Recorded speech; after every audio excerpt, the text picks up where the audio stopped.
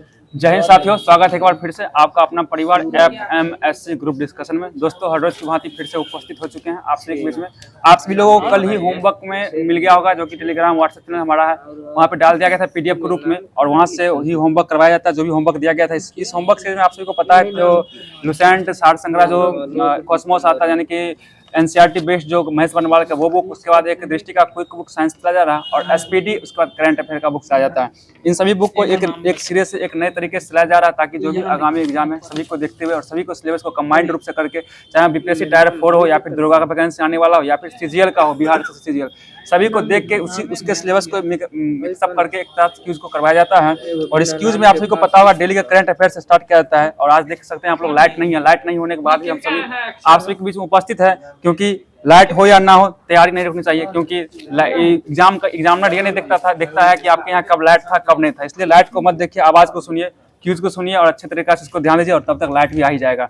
तो चलिए शुरू करते हैं आज का क्लास। आज का क्लास आपको करंट अफेयर शुरू करने जा रहे हैं। आप सभी ध्यान दीजिए क्लास पे और जवाब देने का प्रयास कीजिएगा।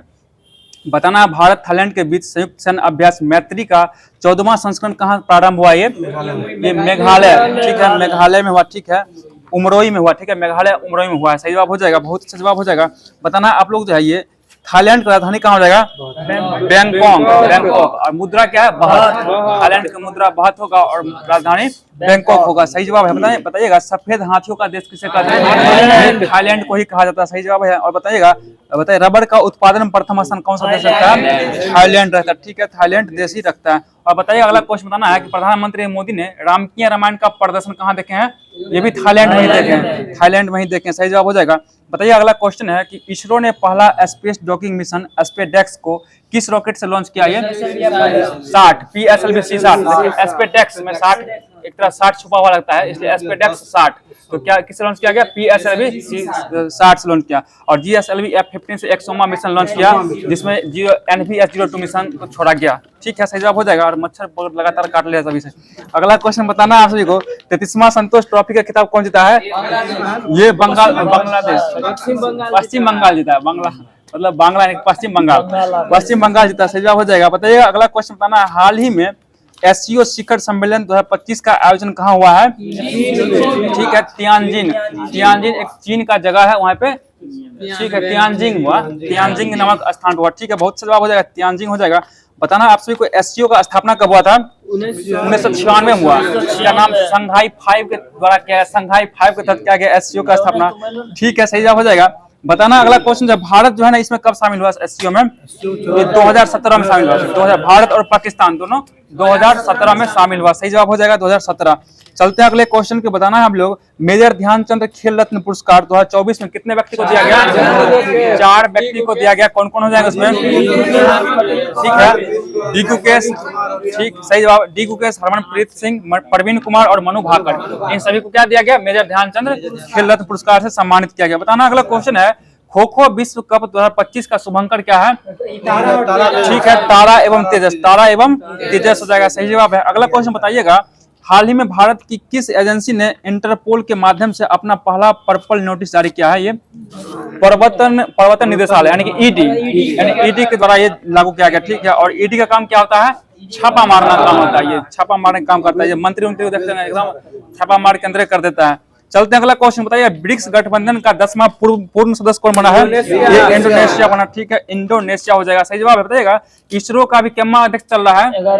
11वें क्रम का चल रहा है। और कौन है 11वें अध्यक्ष? सही जवाब है B नारायणन। कौन हो जाएंगे? B नारायणन हो जाएंगे। बहुत अच्छा जवाब है। बताइए अगला क्वेश्चन बताना है, हाल ही में किस देश की यात्रा के दौरान प्रधानमंत्री मोदी को शुभ दारुमा गुड़िया भेंट दिया गया? ये जापान दिया गया। शुभ दारुमा गुड़िया कहाँ भेंट दिया गया? जापान दिया गया। और इधर जो थे मोदी जी, ये क्या भेंट किया उनको? ये कटोरा किया और चम्मच का कटोरा किया, 2 लकड़ी वाला खाने वाला आता है, क्या बोलते हैं उसको? चाउमीन खाने वाला, चांदी वाला दिया है कांटा। ठीक है, वही 2 कांटा दिया है, कटोरा दिया है, ऐसे याद रखिए। बात करते हैं जरा, उन्हें पूछेगा क्या। अगला क्वेश्चन बताना, चर्चा में राष्ट्रीय हल्दी बोर्ड का मुख्यालय कहाँ हो जाएगा?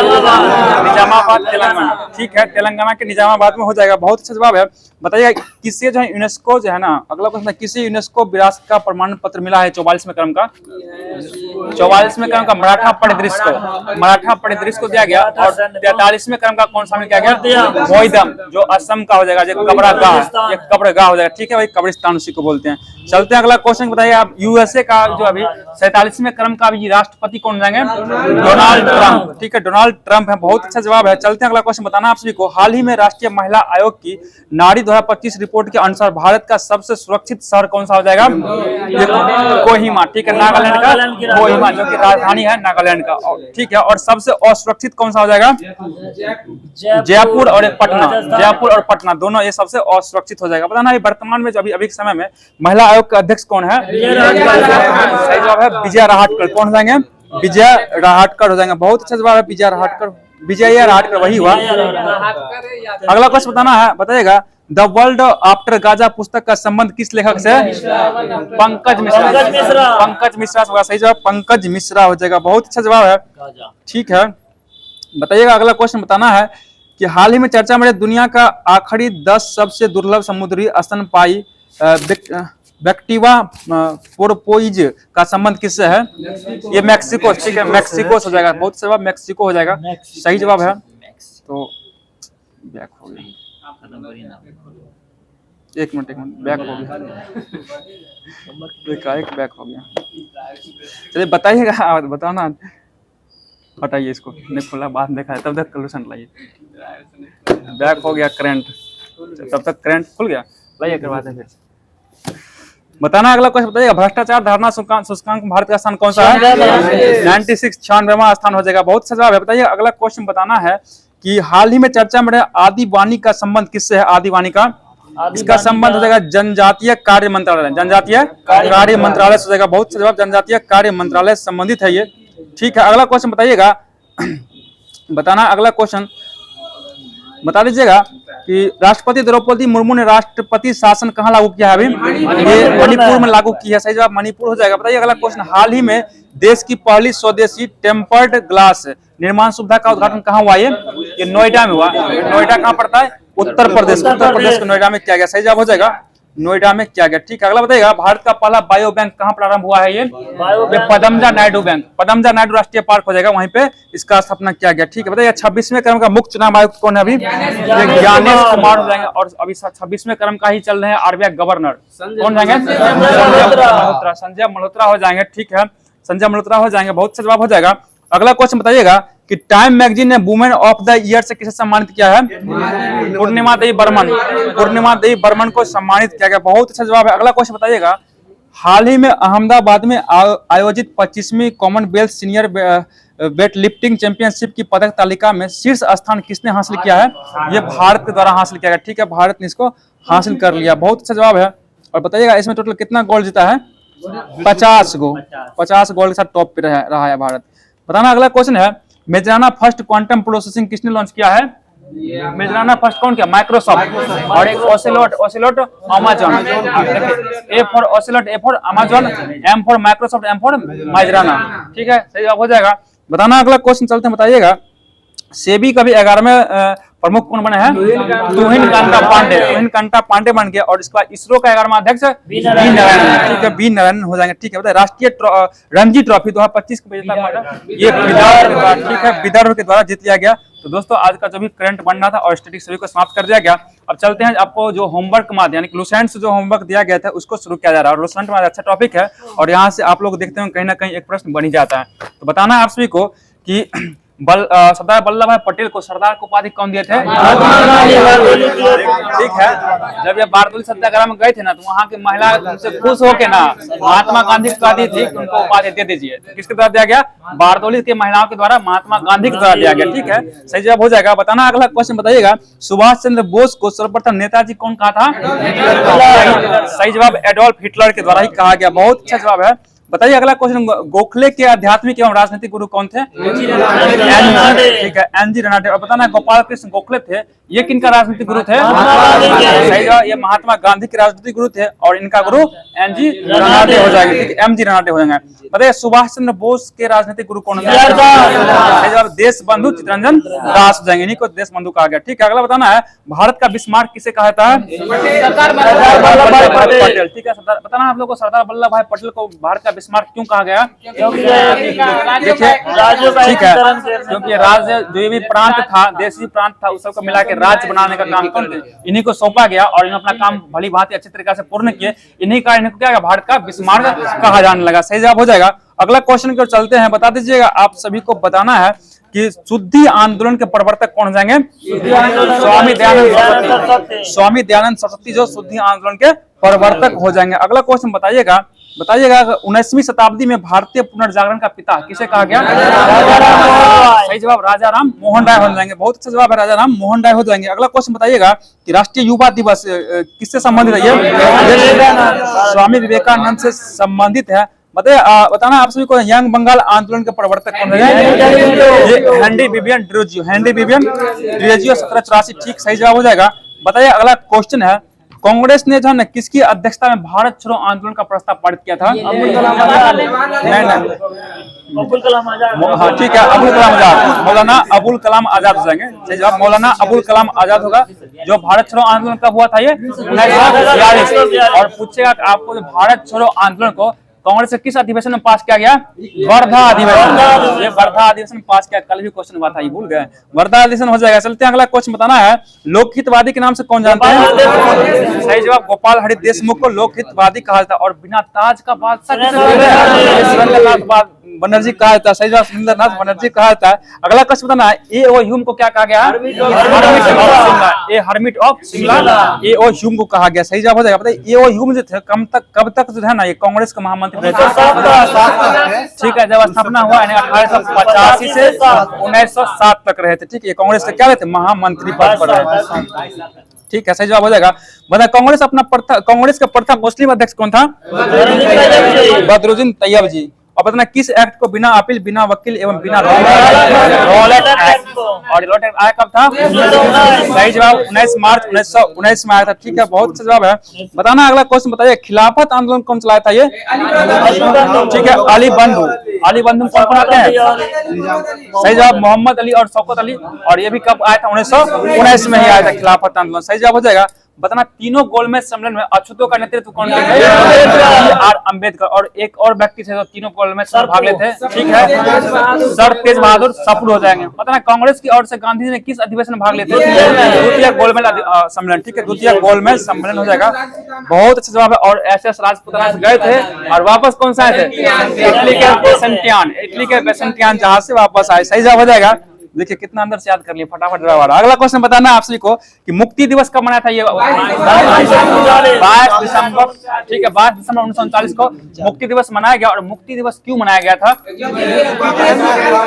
सही जवाब है क्योंकि कांग्रेस मंत्रिमंडल सामूहिक रूप से क्या है? त्याग पत्र दे दिया, इस्तीफा दे दिया था। बहुत अच्छा जवाब है। बताना आप सभी को बताना किसने जो है ना क्रिस प्रस्ताव को ये आगे की तारीख का चेक कहा, जो जिसका बैंक नष्ट हो गया? महात्मा गांधी। यानी पोस्ट डेटेड चेक कौन कहा था? महात्मा गांधी के द्वारा ही कहा गया। ठीक है, बहुत अच्छा जवाब है। पता है इंडिपेंडेंस फॉर इंडिया लीग का स्थापना कौन किए थे? देखिए नहीं, जवाहरलाल नेहरू और सुभाष चंद्र। जवाहरलाल नेहरू और सुभाष चंद्र बोस किए थे। और एक है इंडिया इंडिपेंडेंस लीग का स्थापना कौन किया? रास बिहारी बोस। देखिए सुनिएगा, इसमें उल्टा होता है थोड़ा सा। इंडिपेंडेंस फॉर इंडिया लीग आएगा तो जवाहरलाल नेहरू और सुभाष चंद्र बोस होगा। और बोलेगा इंडिया इंडिपेंडेंस लीग का स्थापना तो रास बिहारी बोस, तो रास बिहारी बोस हो जाएगा। सही जवाब है। चलते हैं अगला क्वेश्चन की ओर। बताना राष्ट्रीय स्वतंत्रता आंदोलन के दौरान कुख्यात सेलुलर जेल ये कहाँ है? यहीं पे कौन सा सजा मिलता था? काला पानी का सजा यहीं पे मिलता था। सही जवाब, पानी वजह करता था। ठीक है, अगला क्वेश्चन बताना आर्य महिला सभा का स्थापना कौन किया? पंडित रमाबाई। पंडित रमाबाई। बताना आत्मीय सभा का स्थापना कौन किए थे? राजा राम मोहन राय के द्वारा। और कब क्या गया? सही जवाब 1815 हो जाएगा। बहुत अच्छा जवाब है। बताना 15 में हुआ। अब इसमें तो 15 दिया, हमने 15 ही पढ़े हैं, आप लोग अगर पढ़े हैं देख लीजिएगा। चलते हैं अगला क्वेश्चन। वेदांता कॉलेज का स्थापना कब किया गया? ये 1825 में, और ये भी राजा राम मोहन राय के द्वारा ही किया गया। सही जवाब बताइएगा। युवा बंगाल आंदोलन के प्रवर्तक कौन है? हेनरी बेबियन ट्रेजियो, और 1826 में किया गया। सही जवाब बताइएगा। हिंदू धर्म सभा के संस्थापक राधाकांत देव, और 1830 में किया गया। ठीक है, 1830 में किया गया। सही जवाब है। राजा राम मोहन राय ने ब्रह्म समाज का स्थापना कब किए थे? ये 1828 में। क्या सही जवाब हो जाएगा? बताइए। लैंड होल्डर सोसाइटी के संस्थापक द्वारकानाथ टैगोर। ठीक है, द्वारकानाथ टैगोर, 1838। सही जवाब हो जाएगा। बताइए। तत्वबोधिनी सभा के संस्थापक कौन थे? देवेंद्र नाथ ठाकुर, और 1839 में किया गया। सही जवाब है। बताइएगा। अगला क्वेश्चन। ब्रिटिश सार्वजनिक सभा के संस्थापक कौन रहेंगे? दादा भाई नौरोजी। दादा भाई नौरोजी। ठीक है, ठीक है, 1843। सही जवाब है। बताना अगला क्वेश्चन। रहनुमाई मजदाइन सभा के संस्थापक कौन रहेंगे? ये भी दादा भाई नौरोजी हो जाएंगे, और ये 1851 में किया गया। बताइए। बालिका विद्यालय का स्थापना कौन की? सही जवाब 1851 ज्योतिबा फुले के द्वारा किया गया। बहुत अच्छा जवाब है। बताइए। ब्रिटिश इंडिया एसोसिएशन के संस्थापक कौन थे? राजेंद्र लाल और राधाकांत देव। ये कब किया गया? 1851 में किया गया। बहुत अच्छा जवाब है। बताइएगा। अगला क्वेश्चन बताना है कि साइंटिफिक सोसाइटी के संस्थापक कौन जाएंगे? सही जवाब सर सैयद अहमद खान, और 1864 में किया गया। 1864 में साइंटिफिक सोसाइटी का स्थापना हुआ। जान में जान आया जब लाइट आया। देख रहे हैं, पसीना पसीना हो गया बोलते बोलते। ऊपर से मच्छर पीछे सुई डाल रहा था पूरा तभी से। अगला क्वेश्चन बताना आप सभी को। चलते हैं अगले क्वेश्चन। प्रार्थना समाज का संस्थापक कौन जाएंगे? प्रार्थना समाज का स्थापना किसके द्वारा किया गया? देखिए। सही जवाब है केशव चंद्र सेन के सहयोग से एम.जी. रनाडे एवं आत्माराम पांडुरंग एवं देवेंद्र नाथ ठाकुर द्वारा किया गया, और लाइट चला गया। चलते हैं अगला क्वेश्चन। क्या बताना है? सत्यशोधक समाज संस्थापक कौन जाएंगे? ज्योतिबा फुले के द्वारा किया गया, और 1873 में हुआ। सही जवाब है। बताइए। Aligarh Mohammedan Anglo oriental college का स्थापना कौन के थे? सर सैयद अहमद खान की, और 1875 में किया गया। बताना। आर्य समाज संस्थापक कौन जाएंगे? स्वामी दयानंद सरस्वती के द्वारा किया गया। 1875 में ही किया गया। बहुत अच्छा जवाब है। बताइएगा। इंडियन एसोसिएशन के संस्थापक कौन जाएंगे? ये आनंद मोहन बोस और सुरेंद्रनाथ बनर्जी। आनंद मोहन बोस और सुरेंद्रनाथ बनर्जी के द्वारा किया गया। बहुत अच्छा जवाब है। चलते हैं अगले क्वेश्चन की ओर। बताना है आप सभी को। भारतीय राष्ट्रीय कांग्रेस, इसका स्थापना कब हुआ? 1885 ए.ओ. ह्यूम के द्वारा, और एक भारतीय राष्ट्रीय कॉन्फ्रेंस, इसका स्थापना राहुल जी बताइए। स्थापना कौन किया है? स्थापना कौन किया बताइए ना आप। आज क्वेश्चन निकला है। सुरेंद्रनाथ बनर्जी हो जाएंगे, जो 1883 में। लिखते हैं आप, याद रखते हैं। 1883 में किया गया। सही जवाब हो जाएगा। बताना। बेलूर मठ का स्थापना कौन किया था?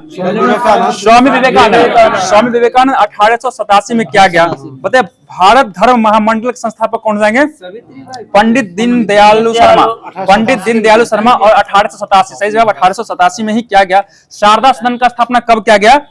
इसका भी 1889 में किया गया, और रामाबाई के द्वारा किया गया। पंडित रामाबाई के द्वारा। बताना। अभिनव भारत के संस्थापक कौन थे? बी.डी. सावरकर हो जाएंगे, और ये 1904 में इसका स्थापना की। बताइए। मुस्लिम लीग का स्थापना कब हुआ? 1906 में। कौन किसके द्वारा? सही जवाब आगा खां एवं सलीमुल्लाह खां के द्वारा ही किया गया। अनुशीलन समिति का स्थापना कब हुआ? 1907 में। ये श्री बरिंद्र घोष एवं भूपेंद्र दत्त के द्वारा किया गया। बताना। आप सभी को बताना। विश्व भारती का स्थापना कौन के थे? रविन्द्रनाथ ठाकुर, और ये 1912 में किया गया। और गदर पार्टी का स्थापना कौन किया? लाला हरदयाल 1913 में सैन फ्रांसिस्को अमेरिका में किया गया। सही जवाब हो जाएगा। और इसका पहला आदेश सोहन सिंह भाखड़ा को बनाया। ठीक है, बहुत सा जवाब है।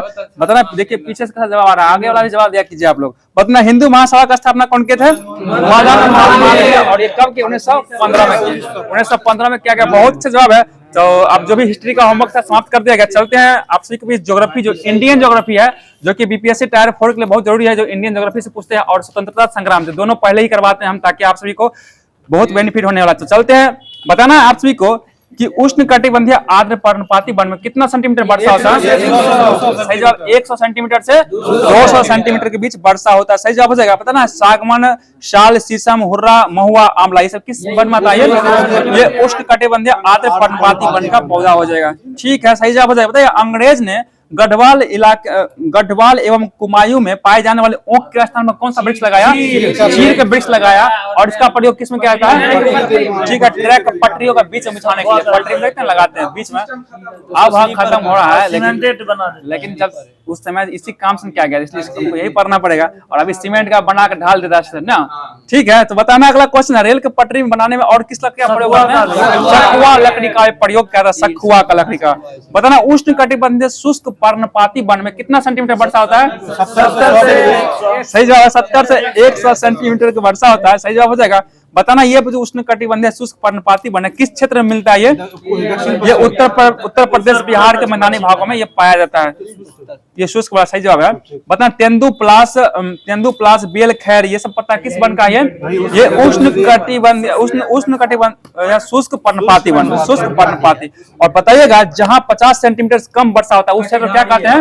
उस क्षेत्र में उष्ण कटिबंधीय कांटेदार वन पाया जाता है, उष्ण कटिबंधीय कांटेदार वन पाए जाते हैं। और ये उष्ण कटिबंधीय कांटेदार वन का कौन सा क्षेत्र हो जाएगा? क्षेत्र बताना है, पश्चिम हो गया, जहाँ रेगिस्तानी इलाका होगा, याद रखिएगा। जैसे राजस्थान, पंजाब हो गया, पश्चिमी गुजरात, मध्य प्रदेश, उत्तर प्रदेश, ये सभी हो जाएगा, सही जवाब हो जाएगा। बताना आप सभी क्वेश्चन है कि उष्ण कटिबंधीय कांटेदार वन में कितना पेड़ों के नीचे कितना मीटर लंबे गुच्छा घास मिलता है? 2 मीटर लंबा, ठीक है, 2 मीटर लंबा घास मिलता है, सही जवाब हो जाएगा। बताइए अगला क्वेश्चन बताना है कि पर्वतीय वन को 2 भागों में बांटा गया, कौन कौन भाग हो जाएगा? ठीक है, उत्तरी पर्वतीय वन एवं दक्षिणी पर्वतीय वन होगा। और हिमालय के गिरिपद पर कौन सा वन पाया जाता है? पर्णपाती वन पाया जाता है, हिमालय के गिरिपद पर पर्णपाती वन पाया जाता है, सही जवाब हो जाएगा। बताना हिमालय के कितना मीटर की ऊंचाई पर आर्द्र शीतोष्ण कटिबंध प्रकार के वन पाया था? ठीक है, 1000 से 2000 मीटर की ऊंचाई पर आर्द्र शीतोष्ण कटिबंध प्रकार की वन पाया जाता है, सही जवाब हो जाएगा।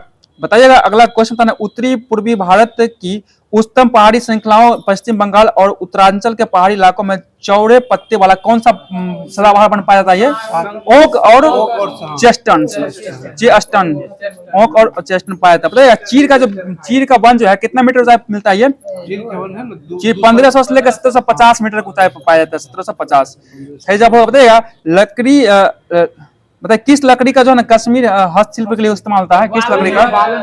ठीक है, चिनार और वालन, चिनार और वालन हो जाएगा, बहुत अच्छा जवाब, चिनार और वालन की लकड़ी का प्रयोग किया जाता है। बताइए अगला क्वेश्चन है, भारत में जो है ना मैंग्रोव वन कितना परसेंट पर पाया, कितना क्षेत्रफल?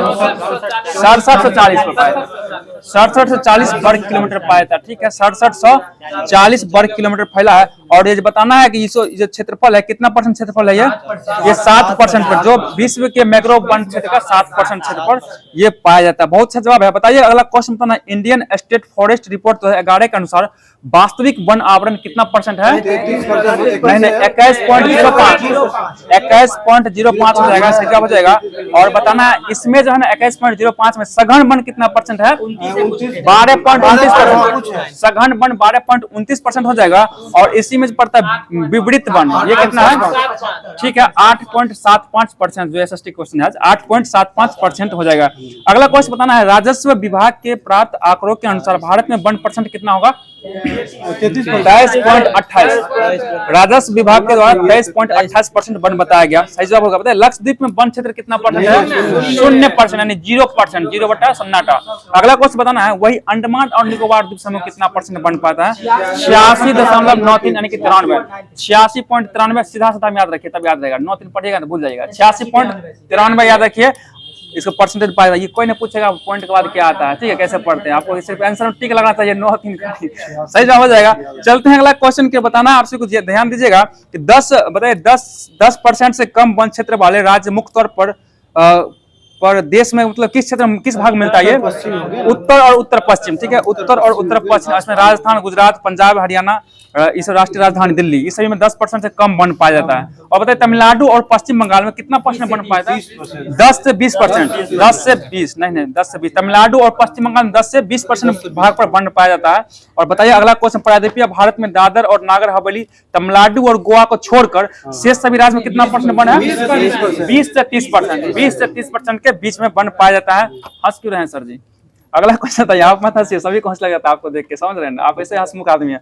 अगला क्वेश्चन था ना, परिस्थितिकी संतुलन बनाए रखने के लिए कुल क्षेत्रफल के कितना परसेंट भाग बनना चाहिए? 33% भाग पर, ठीक है, 33% भाग पर। देखिए अभी लाइट कट रहा है, हंसेगा दाम दिखा देगा, और ऑनलाइन में भी सब हंसेंगे, इसलिए हंसी मत है।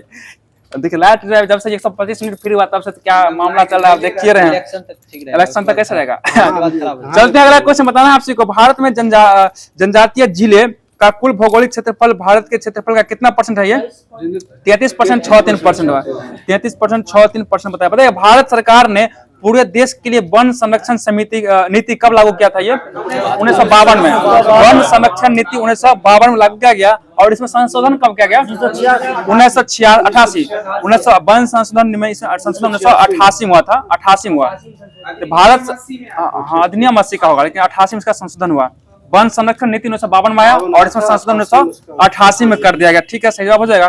तो जो भी महत्वपूर्ण प्रश्न बन रहा था ज्योग्राफी का उसको भी करवा दिया गया। अब चल रहे लुसेंट के माध्यम से जो भी आपको विविध में होमवर्क दिया गया था इसको भी देखते हैं। बताना नाम NAM यानी गुट निरपेक्ष आंदोलन, इसका स्थापना कब हुआ? इसका स्थापना 1961 में कहाँ पे किया गया? बेलग्रेड में किया गया। सही जवाब बेलग्रेड। और बताना गुट निरपेक्ष देशों की संख्या कितना वर्तमान में? अभी ठीक है, गुट निरपेक्ष में देशों की संख्या 120 है। 120 हो जाएगा। और बताइए गुट निरपेक्ष आंदोलन का सचिवालय कहाँ है? काठमांडू, नेपाल के काठमांडू। बताना अगला क्वेश्चन है, स्वतंत्र राष्ट्रों का राष्ट्रकुल यानी CIS की स्थापना कब हुआ था? 1991 हुआ, 8 दिसंबर 1991 में। और इसका मुख्यालय कहाँ है? मिन्स्क कहाँ पड़ता है? बेलारूस में। बेलारूस मिन्स्क में पड़ता है। सही जवाब हो जाएगा, बेलारूस पड़ता है। बताइएगा अगला क्वेश्चन बताना है आपको, जॉर्जिया जो है ना इसका CIS का सदस्य कब बना था? हाँ ठीक है, 1993 में बना। 1993 में। बताइए ब्रिक्स का स्थापना कब किया गया? 2009 में। 4 देश मिलकर किया था, ब्राजील, रूस, भारत और चीन मिलकर किया था। और ब्रिक्स में कितना देश हो चुका है? 10 कौन हो चुका है? और 10वां सदस्य कौन है? इंडोनेशिया। ब्रिक्स का 10वां देश कौन है? इंडोनेशिया बन चुका है। सही जवाब हो जाएगा, इंडोनेशिया हो चुका है। बहुत अच्छा जवाब बताए। ब्रिक्स का जो है मुख्यालय कहाँ पड़ता है? इसका शंघाई में पड़ता है। शंघाई चीन में पड़ता है। सही जवाब शंघाई चीन में हो जाएगा। बताए गेट का मुख्यालय कहाँ? गेट का मुख्यालय जेनेवा में। सही जवाब है। बताए एमनेस्टी इंटरनेशनल का मुख्यालय कहाँ पड़ता है? ये लंदन में पड़ता है। बहुत अच्छा जवाब लंदन हो जाएगा। ADB यानी एशियाई विकास बैंक का मुख्यालय मनीला। मनाली हिमाचल प्रदेश पड़ता है। कुल्लू मनाली उत्तराखंड इधर वो इलाका में पड़ता है। मनीला हो जाएगा। एशियाई ADB का मुख्यालय कहाँ होगा? मनीला हो जाएगा। मतलब आसियान का मुख्यालय कहाँ पड़ता है? जाकार्ता। और नाटो का मुख्यालय ब्रुसेल्स बेल्जियम हो जाएगा। बताएगा अफ्रीकी एकता संगठन OAU अदीस अबबा मुख्यालय है। सही जवाब है। बताइए रेड क्रॉस का मुख्यालय कहाँ होगा? जेनेवा। रेड क्रॉस का मुख्यालय जेनेवा हो जाएगा। सही जवाब है। बताइए सार्क का मुख्यालय कहाँ है? काठमांडू। बहुत अच्छा काठमांडू में है। बताइएगा UNEP का मुख्यालय नैरोबी केन्या। और इंटरपोल का पेरिस। ठीक है, पेरिस फ्रांस होगा। WTO का मुख्यालय कहाँ पड़ता है? जेनेवा में पड़ता है। और बताइएगा अमेरिकी राज्यों का संगठन OAS का मुख्यालय ठीक है वाशिंगटन DC हो जाएगा। और बताइएगा अरब लीग का मुख्यालय कहाँ पड़ता है? काहिरा पड़ता है। ठीक है, काहिरा पड़ता है। परस्पर आर्थिक सहायता परिषद का मुख्यालय मॉस्को पड़ता है। और बताए वर्ल्ड काउंसिल ऑफ चर्चेज यानी WCC का मुख्यालय जेनेवा हो जाएगा। तो दोस्तों लुसेंट का जो भी होमवर्क दिया गया सबको अच्छे तरीके से समाप्त करवा दिया गया। अब चलते हैं आप सभी के बीच में जो NCERT बेस्ड सार संग्रह 1 लाइनर जो चलाया जाता है कॉस्मोस यानी कि महेश बनवाल का बुक है, इसको भी लेकर आ चुके हैं। आप सभी को पता ही जब आप लोग को होमवर्क लेना है तो टेलीग्राम या फिर व्हाट्सएप पे जुड़िए। और इसको जुड़ने के लिए डिस्क्रिप्शन में जाके या अबाउट में जाके लिंक पे क्लिक कीजिए। आप सभी जुड़ सकते हैं वहां से, उसके बाद होमवर्क प्राप्त कर सकते हैं। तो चलते हैं अगले क्वेश्चन की। बताना है आप सभी को, बताइएगा विशेषाधिकार समिति में दोनों सदनों के कुल कितने सदस्य होते हैं? टोटल सदस्य 25 होता है। इसमें से लोकसभा कितना सदस्य होता है? लोकसभा 15 होता है और राज्यसभा का 10 सदस्य। 15 प्लस 10 का पेयर बनता है। ठीक है, टोटल 25 हो गया। अगला क्वेश्चन बता दीजिएगा, आपसे बताना है राष्ट्रपति द्वारा राज्यसभा में कितने सदस्य को मनोनयन करता है? 12 सदस्य को मनोनयन किया जाता है। बहुत अच्छा जवाब हो जाएगा। ठीक है, अभी सुधा मूर्ति को क्या गया? और ठीक है, सुधा मूर्ति का एक प्रमुख पुस्तक है, उसका नाम बताइएगा हो जाएगा। ठीक है, अगला क्वेश्चन बताना है कि राज्यसभा के लिए नामांकित होने वाले प्रथम अभिनेत्री कौन थे? ये नरगिस दत्त। और कौन सी अवधि था इसका? ठीक है, 1980 से 86 में इसका चुनाव हुआ था। बताना लोकसभा की प्रथम महिला अध्यक्ष कौन थी? ये मीरा कुमार हो जाएगी। और ये 2009 से 2014 ठीक है, 4 जून 2009 से 4 जून 2014 तक ये रही थी। सही जवाब हो जाएगा। बताना आप सभी को बता दीजिएगा। बताइए अगला क्वेश्चन बताना है प्रथम लोकसभा अध्यक्ष कौन थे जिसके विरुद्ध में लोकसभा में अविश्वास प्रस्ताव लाया था? GV मावलंकर। ये पहला लोकसभा अध्यक्ष भी थे और ये भी पहला ठीक है और पहला यही थे जिनपे विरोध में लाया गया था कौन? अविश्वास प्रस्ताव लाया गया था। जवाहरलाल नेहरू के समय में लाया गया था अविश्वास प्रस्ताव और उसी समय ये थे जवाहरलाल नेहरू के खिलाफ में आया था। ठीक है, बताना अगला क्वेश्चन लोकसभा का सचिवालय किसके नियंत्रण में होता है? ये लोकसभा अध्यक्ष के नियंत्रण में होता है। बहुत सा जवाब बताइए, भारतीय राजनीतिक व्यवस्था में कौन सर्वोच्च होता है? संविधान। संविधान सर्वोच्च होता है। बहुत सा जवाब संविधान सर्वोच्च होता है। बताइएगा, अगला क्वेश्चन है, भारत की संसदीय प्रणाली किस मॉडल पर आधारित है? ठीक है, ब्रिटेन के वेस्टमिंस्टर के मॉडल, ब्रिटेन के वेस्टमिंस्टर मॉडल पर यह आधारित हो जाएगा। सही जवाब हो जाएगा। बताना है, धन विधेयक संसद के किस सदन में पुनः स्थापित किया जा सकता है? केवल लोकसभा, केवल लोकसभा। और बताना धन विधेयक है या नहीं, कौन चुनता है? लोकसभा अध्यक्ष। लोकसभा का अध्यक्ष का हाथ मुद्दा करना। ये बताना आप सभी को, धन विधेयक राज्य विधान मंडल के किस सदन में प्रस्तुत किया जाता है? ये विधानसभा, केवल विधानसभा में। और बताना विधान परिषद जो है कितने राज्य में? अभी 6 राज्य, इसमें से बिहार में भी विधान परिषद है। और कितना सीट है इसका? बिहार में सीट 75 सीट है। ठीक है, 75 को सीट हो जाएगा। बजट की रूपरेखा किस विभाग के द्वारा तैयार किया जाता है? आर्थिक या वित्त मंत्रालय। ठीक है, आर्थिक विभाग उसी को बोलते हैं, वित्त मंत्रालय को। सही जवाब हिंदी में उसको आर्थिक बोला जाता है, आर्थिक विभाग। ठीक है, पैसा वाला सब वही हो गया। बताना अगला क्वेश्चन बताना है कि करों और सरकारी कामकाजों के निर्वहन में हुई अन्य प्राप्तियों से संघीय सरकार को प्राप्त होने वाला राजस्व किस निधि में जमा होता है? ये भारत की संचित निधि, भारत की संचित निधि में जमा होता है। और इसी निधि से सभी को क्या वेतन भत्ता भी दिया जाता है। सही जवाब होगा, वेतन भत्ता भी यहीं से दिया जाता है। अगला क्वेश्चन बताना है कि आर्थिक सर्वेक्षण प्रतिवर्ष जो है ना संसद में कब प्रस्तुत किया जाता है? ये आगामी वर्ष के बजट के प्रस्तुति से पूर्व। ठीक है, आगामी वर्ष के बजट के प्रस्तुति से पूर्व इसको किया जाता है, पूर्व। ठीक है, सही जवाब बता रहा है। अगला क्वेश्चन बता दीजिएगा, बताइए, भारत की संचित निधि से धन निकालने के लिए किसका अनुमोदन लेना अनिवार्य है? संसद का अनुमोदन लेना अनिवार्य है। बताइए, लेखानुदान जो है ना संघ सरकार को किस प्रकार की अनुमति प्रदान करता है? लेखानुदान। देखिए, यही लेखानुदान जो है ना संचित निधि से धन निकालने का अनुमति देता है। आपको अगर संचित निधि से मतलब संसद को धन निकालना है तो सबसे पहले उसको लेखानुदान लाना पड़ेगा। और लेखानुदान जब तक पास नहीं होगा तब तक धन नहीं निकाल सकता है। सही जवाब हो जाएगा। बताना अगला क्वेश्चन बताइएगा कि लोकसभा साधारण विधेयक को जो है किस सदन से लाया? साधारण विधेयक को किसी भी सदन में ला सकते हैं, लोकसभा या राज्यसभा दोनों में से किसी सदन में ला सकते हैं। और लेकिन धन विधेयक को कहाँ लाते हैं? केवल लोकसभा में लाया जा सकता है। मतलब धन विधेयक को जो है ना, धन विधेयक को अधिकतम जो राज्यसभा कितने दिन तक रोक सकता है?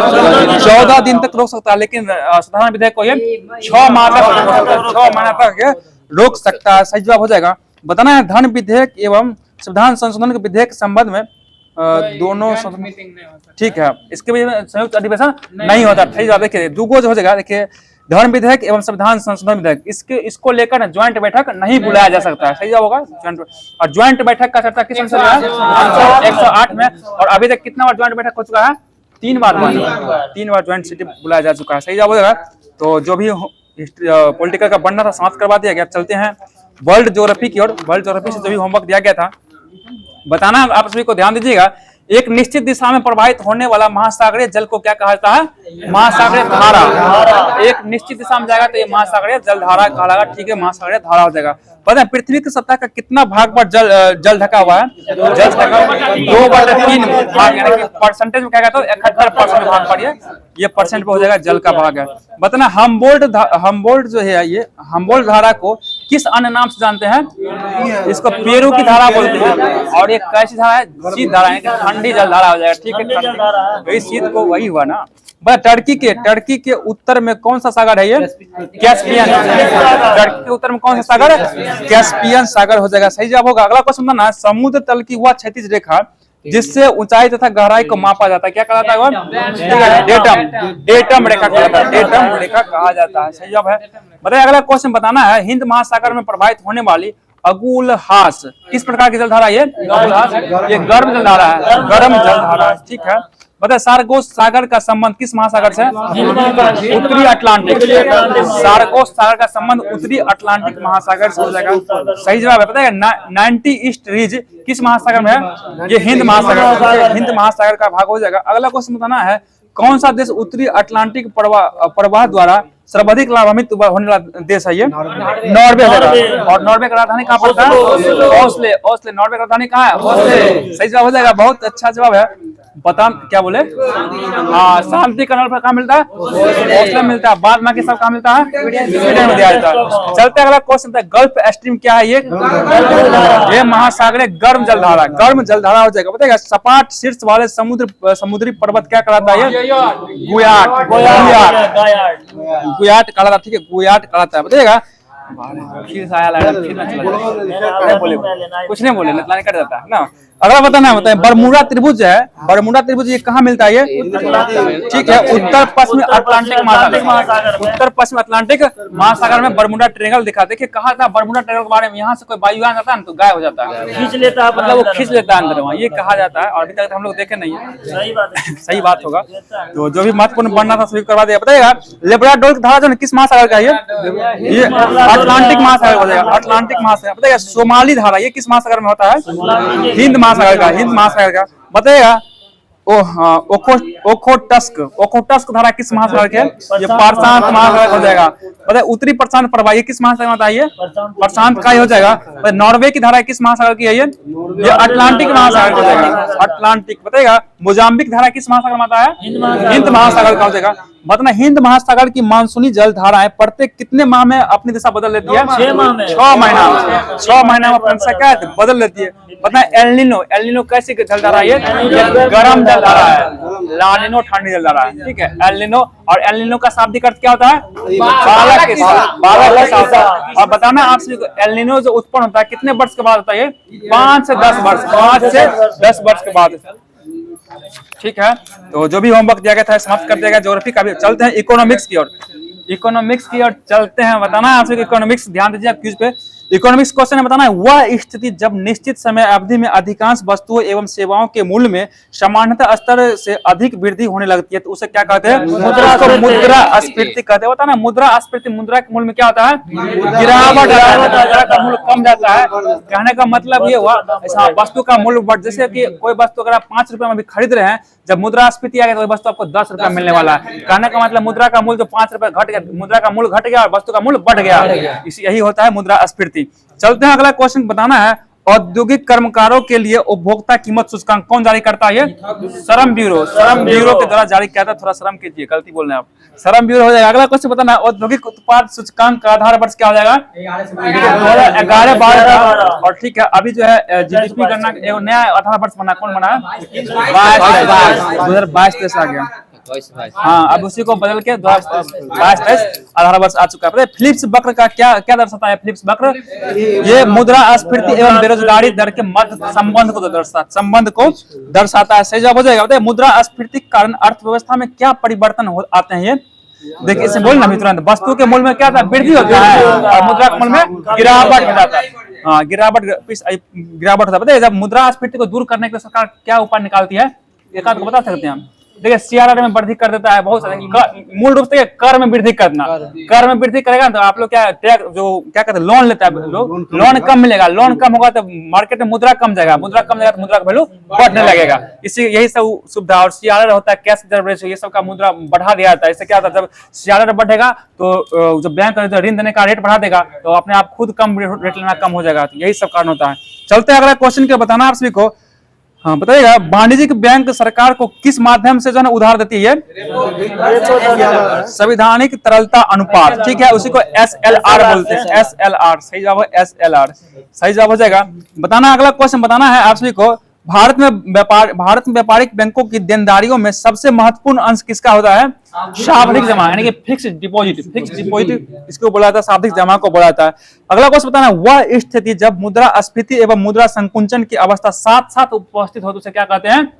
उसको बोला था एस्क्यूफ्लेशन। एस्क्यूफ्लेशन पूछा। देखिए मुद्रास्फीति और मुद्रा संकुचन एक साथ आएगा तो क्या बोले उसको एस्क्यूफ्लेशन कहा जाता है, एस्क्यूफ्लेशन बोला जाता है। इंग्लिश में एस्क्यूफ्लेशन ही है। और याद रखिए इसको अच्छा से, ऐसे पूछता है। बताना जब मुद्रास्फीति और मंदी दोनों साथ साथ आ जाए तब क्या बोले इसको? गतिहीन। इसको ठीक है स्टैगफ्लेशन इसको बोलते हैं। स्टैगफ्लेशन गतिहीन स्फीति, हिंदी में बोलते हैं गतिहीन और इंग्लिश में इसको स्टैगफ्लेशन। और याद रखिए स्टैगफ्लेशन पूछेगा, स्टैगफ्लेशन ऑप्शन देगा स्टैगफ्लेशन, हिंदी नाम नहीं देगा। लेकिन इसलिए मुद्रास्फीति और मंदी जब साथ आए तो क्या बोलेंगे? स्टैगफ्लेशन बोलेंगे। और जब मुद्रास्फीति और मुद्रा संकुचन साथ में आए तो उसको एस्क्यूफ्लेशन कहा जाता है, एस्क्यूफ्लेशन। ठीक है, अच्छा क्वेश्चन था। अगला क्वेश्चन पर चलते हैं। बताइएगा ऋण की सीमाओं में परिवर्तन करना शाख नियंत्रण की किस रीति के प्रयोग द्वारा संभव है? ये गुणात्मक शाख नियंत्रण द्वारा हो जाएगा। सही जवाब है। बताइएगा अब अस्फीति के कारण बाजार पर क्या प्रभाव पड़ेगा? अब अस्फीति, देखिए अब अस्फीति होता है, इसमें मुद्रा का जो है मूल्य क्या होता है? बढ़ जाएगा और वस्तु का मूल्य घटता है। इसी को बोलते क्या? अब अस्फीति बोलते हैं। अब मुद्रास्फीति में किसका मूल्य घटता है? मुद्रा का मूल्य घटता है। और अब अस्फीति में किसका घटता है? वस्तु का मूल्य घट जाता है। अपोजिट होता है दोनों एक दूसरे का। ठीक है, अगला क्वेश्चन बताना है, अस्थायी मुद्रा अस्फीति की गणना में शामिल नहीं किया, मतलब शामिल नहीं किया, किसको शामिल नहीं किया था? एक आध ऑप्शन इसमें से अगर है या तो बताइए। जैसे खाद्य पदार्थ, ईंधन घटकों को, इस सभी को अस्थायी मुद्रास्फीति में शामिल नहीं किया था। ये सब ऑप्शनल बनाना पड़ेगा इसको। अगला क्वेश्चन बताना है आप सभी को, मौद्रिक नीतियों की समीक्षा कितने अंतराल में होता है? ये प्रत्येक 2 माह के अंतराल में किया जाता है। सही जवाब है। बताइए नगद आरक्षित अनुपात और खुला बाजार कार्रवाई मतलब कैसा साधन है? ये मौद्रिक नीति के साधन है। मौद्रिक नीति के साधन हो जाएगा। बताइए अगला क्वेश्चन, मौद्रिक नीति का निर्माण भारत में किसके द्वारा किया जाता है? ये RBI, reserve bank of India के द्वारा ही किया जाता है। और बताइए रेपो दर का निर्धारण कौन करता है? ये आरबीआई करता है। और रिवर्स रेपो रेट भी आरबीआई तय करता है। ठीक है, आरबीआई के द्वारा ही तय किया जाता है। सही जवाब हो जाएगा। बताइए अगला क्वेश्चन, भारतीय रिजर्व बैंक के पास विभिन्न व्यवसायिक बैंकों की कुल जमा एवं आरक्षित राशि का निर्धारित भाग क्या कहलाता है? जमा करना।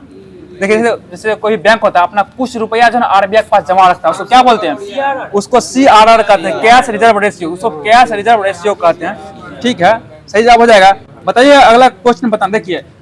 देखिए जब कोई वाणिज्यिक बैंक होता है ना, उसको कुछ रुपया अपने हिस्से का कुछ धन आरबीआई के पास रखना होता है, उसको CRR कहते हैं। और कोई बैंक होता है, व्यापारिक बैंक है, उसको कुछ कुल धन का अपने पास कुछ रुपए रखना होता है, उसको SLR कहते हैं, सेल्फ रिजर्व रेशियो। इसको ऐसे बोलते हैं SLR। हाँ, सेल्फ बोला होता है वो। चलते अगला क्वेश्चन बताइएगा, वह ऋण पत्र जिसमें धन वापसी की समस्या सीमा निश्चित हो उसे क्या कहता है? शोधनीय ऋण पत्र कहता है। शोधनीय ऋण पत्र कहलाता है। बताइएगा हेलीकॉप्टर मुद्रा की अवधारणा का प्रतिपादन कौन किया था? ठीक है, मिल्टन फ्रीडमैन। हमको पता था मिल्टन फ्रीडमैन कहाँ के हो जाएंगे? ये अमेरिकी हो जाएंगे, अमेरिका के हो जाएंगे। सही जवाब है, अमेरिका के हो जाएंगे। तो दोस्तों कॉस्मोस का भी जो भी होमवर्क दिया गया समाप्त कर दिया गया। अब चलते हैं आपसे कुछ साइंस दृष्टि का क्विक बुक साइंस चलाया गया, यहाँ से जो भी दिया गया था होमवर्क। चलते हैं इसके और। तो क्यूज कैसा लग रहा है जरूर बताइए। क्यूज अगर आप देख रहे थे एक बार लाइक कर दिया कीजिए। आप लोग देखते हैं लेकिन लाइक नहीं करते हैं। एक उम्मीद करते हैं आप लोग लाइक कीजिए, हम लोग को मोटिवेशन मिलता है। और एक कमेंट जरूर किया कीजिए क्लास कैसा लगता है। तो चलते हैं, आप लोग आपसे बताना है रेखीय प्रसार गुणांक बराबर क्या होता है? क्षेत्रीय प्रसार गुणांक बटे 2, यानी बीटा बटे 2 हो जाएगा। चलते हैं, अगर बताना क्वेश्चन है, कांच की बोतल में जब कॉर्क फंस जाती है तो बोतल की गर्दन को थोड़ा गर्म करने पर वो किस कारण से ढीला होता है और वो निकल जाती है? प्रसार। कापी या प्रसार कारण क्या था? वो ढीला होता है और वो क्या होता है? कॉर्क बाहर निकल जाता है। सही जवाब है, कॉर्क बाहर निकल जाता है। ठीक है, बताइए कांच की बोतल में धातु के ढक्कन को निकालने के लिए क्या करते हैं? उसको गर्म करना पड़ता है, और ताकि धातु में क्या प्रसार होता है और वो निकल जाता है। ठीक है, सही जवाब हो जाएगा। बताना अगला क्वेश्चन बताइएगा, जब 2 भिन्न धातुओं की पट्टियों जिनकी तापीय प्रसार गुणांक अलग अलग है वो एक साथ जोड़कर गर्म किया जाता है तो असमान प्रसार कारण क्या पट्टियां मुड़ जाती है? तो ज्यादा तापीय प्रसार गुणांक वाली कैसी सतह होगी? इसका सतह उत्तल आकार होगा। किस आकार का? उत्तल आकार का होगा। और जो कम फैलने वाली वस्तु है उसकी पट्टी कैसे होगी? अवतल आकार का हो जाएगा। ठीक है, अवतल आकार का। बताएगा अवतल आकार का, अवतल दर्पण पढ़ते हैं ना, वही आकार का। ठीक है, बताइए अगला क्वेश्चन है, वलय को गर्म करने पर प्रसारित होकर क्या होता है? वो बड़ा हो जाता है, बड़ा हो जाता है। ठीक है, बड़ा हो जाएगा। सही जवाब हो जाएगा। ठीक है, बताइए अगला क्वेश्चन है, तापीय प्रसार से यह स्पष्ट है कि वस्तु को गर्म करने पर उसका आकार क्या होगा? बढ़ जाएगा। ठीक है, और बताइए आयतन बढ़ने के कारण स्वाभाविक रूप से क्या घनत्व में कम जाएगा? तो किसी वस्तु का अगर आयतन बढ़ेगा तो घनत्व क्या होगा? कम जाएगा। ठीक है, सही जवाब हो जाएगा। बताइए तापमान कम होने पर पदार्थ संकुचन क्या होगी? पदार्थ संकुचित होगी और घनत्व क्या होगा? बढ़ जाएगा। ताप इससे कम करते पदार्थ संकुचित होगा और घनत्व बढ़ने लगेगा। सही जवाब है। बताइए अगला क्वेश्चन है, जल का आयतन न्यूनतम कितना ताप पर होता है? 4 डिग्री सेल्सियस पर न्यूनतम होता है और घनत्व अधिकतम कहाँ पर होता है? 4 डिग्री सेल्सियस पर अधिक होता है। ठीक है, देखिए 4 डिग्री सेल्सियस नीचे आएगा तो आयतन फिर बढ़ेगा और घनत्व फिर कम लगेगा। ठीक है, सही जवाब हो जाएगा।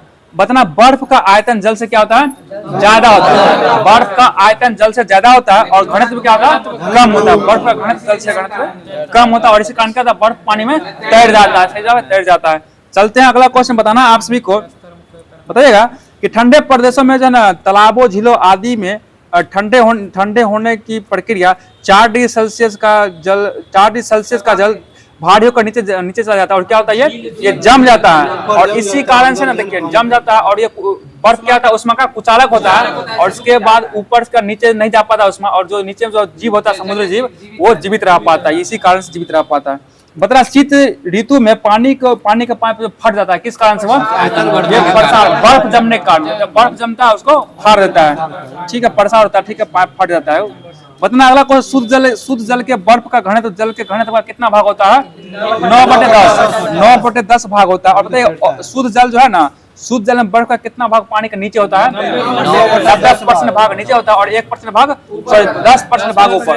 अनुपात में काटिएगा तो 1 के 9 आएगा, कोई बात नहीं, ठीक है। 10% भाग क्या होता है? ऊपर में चला जाता है। सही जवाब हो जाएगा।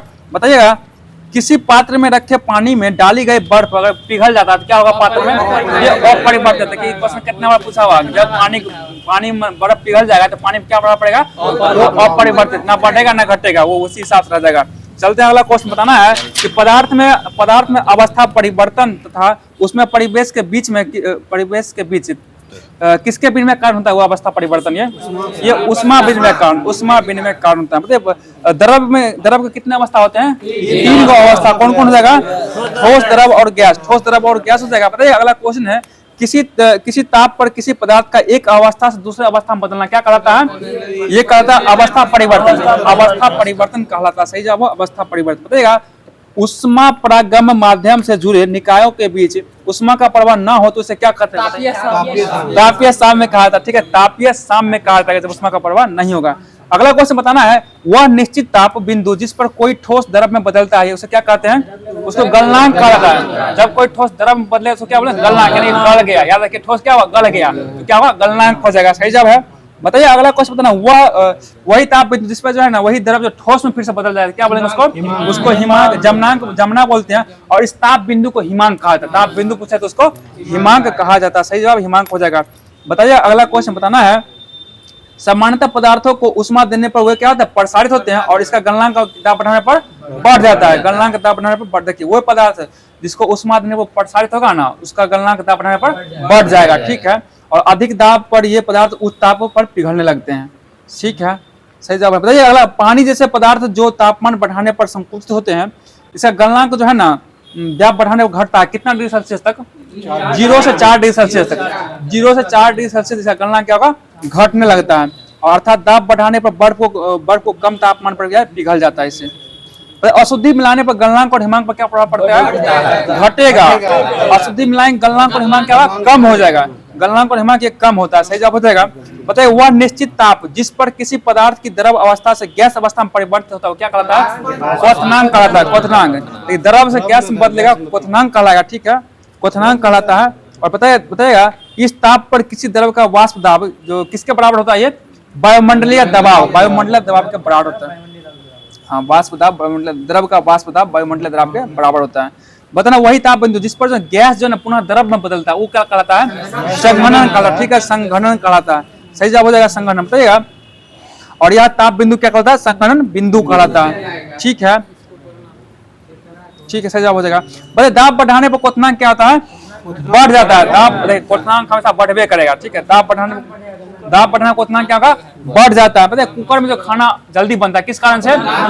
ठीक है, दाब अधिक होने के कारण क्वथनांक क्या होता है? उच्च हो जाता है और इस कारण से क्या खाना जल्दी पक जाता है, खाना जल्दी से पक जाता है। पता है पहाड़ी पर क्या वायुमंडलीय दबाव क्या होता है? कम होता है और इसी कारण खाना बनाने में अधिक समय लगता है, ठीक है, वहाँ पर, ठीक है, अधिक समय लगता है बनाने में। सही जवाब है। बताइए अशुद्धि मिलाने में क्वथनांक में क्या प्रभाव पड़ेगा? बढ़ेगा। ये क्वथनांक हमेशा बढ़ता है। अशुद्धि मिलाने में क्वथनांक क्या होगा? बढ़ जाएगा, ठीक है। और जब पानी में नमक को मिलाते तो उसका क्वथनांक क्या होगा? बढ़ जाता है। क्वथनांक क्या होता है? बढ़ता है। याद रखिए क्वथनांक बढ़ जाता है, उच्च होगा क्वथनांक बढ़ेगा।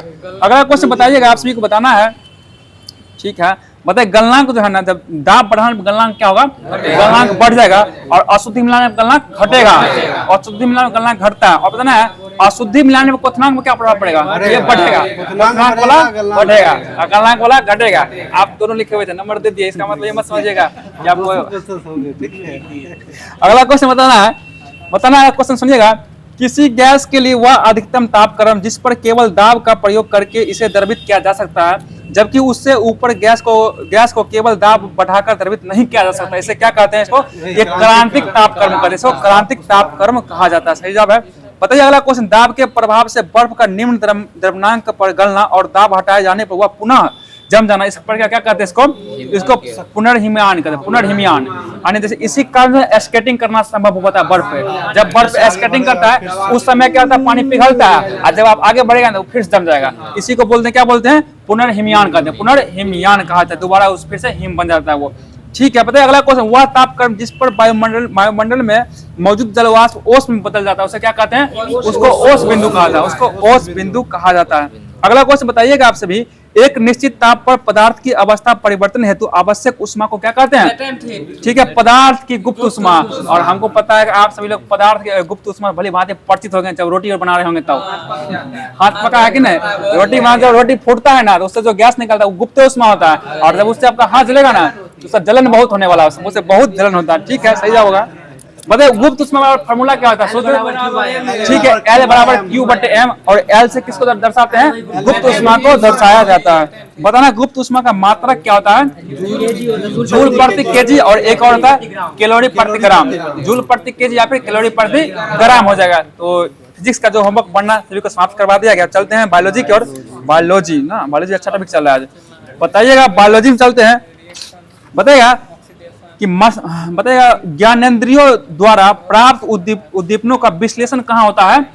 मस्तिष्क में होता है। मस्तिष्क से विश्लेषण क्या होता है? बताइए परम मस्तिष्क से जो नियंत्रित क्रियाओं को कैसा क्रिया होता है? ये ऐच्छिक क्रिया होता है। ठीक है, ये ऐच्छिक क्रिया हो जाएगा। सही जवाब हो जाएगा। और बताइए बाह्य उद्दीपनों के प्रति बहुत सी क्रियाएं मस्तिष्क के सहयोग से बिना भी होती है। और ये कैसी क्रिया हो जाएगी?